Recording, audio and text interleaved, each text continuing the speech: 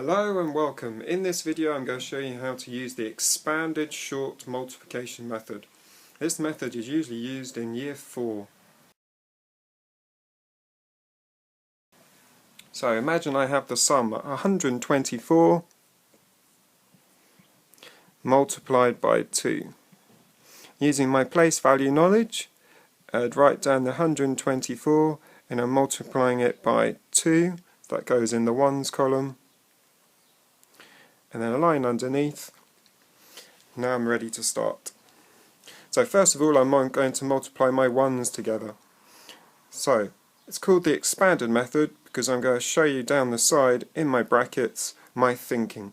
So here I'm multiplying the 2 by 4. So 2 times 4 gives me 8 ones. So I've now multiplied this one. And then I'm going to move on to multiplying my tens digit. So I've got 2 times 20.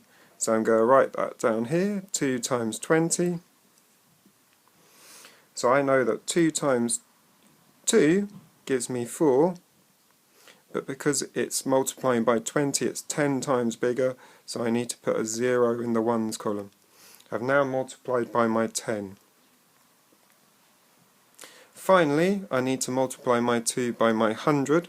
So I'm going to write down in brackets on the right hand side 2 times 100. This time 2 times 1 is 2, but because I've got 2 zeros I need to make it 100 times bigger. So the answer is 200. To find the total answer I need to add up each of my columns. So I've got 8 ones, 4 tens and 2 hundreds. So 124 times 2 is 248.